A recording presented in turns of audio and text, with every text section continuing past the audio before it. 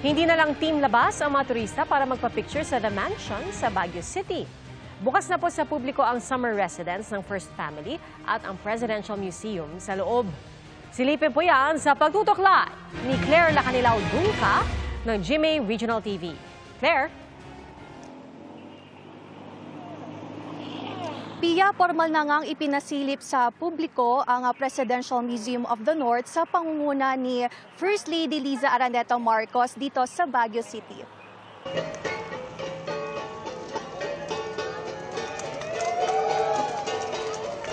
Bukas na ang gate ng The Mansion sa publiko, ang summer residence ng First Family sa City of Pines. Masisilayan na ng publiko ang Presidential Museum na may 7 gallery at tampok ang iba't ibang kontribusyon ng mga naging pinuno ng Pilipinas. May guide kada silid na nagpapaliwanag sa mga art display at kasaysayan ng mga nagdaang administrasyon. Naroon din ang portraits ng mga dating First Lady. People can come inside and take pictures inside so that the people can learn about their history, about the presidents. This is also very important in unification. 20 people capacity. So, one, to protect the artifacts.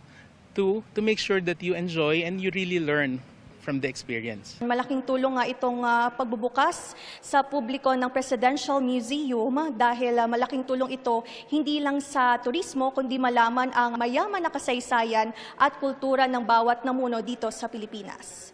Ayon sa Department of Tourism, malaking tulong ito para mas mapaunlad ang kasaysayan at kultura ng bansa. Mabibigyan ang ating mga turista, both international and local, an insight into the histories and legacies of our presidents. Tiniyak din ng kagawaran ang pagsasaayos ng mga infrastruktura para mas maging accessible ang iba't ibang tourist destinations. We will make sure na masasali sa tourism circuit yung Heritage Mansion po na ito. Pia, bukas naman ang Presidential Museum dito sa The Mansion mula 9 a.m. hanggang 5 p.m. tuwing Martes hanggang Linggo. Mas maganda raw kung mag-book online. Pia. Maraming salamat, Claire Lacanilao Dungca ng GMA Regional TV.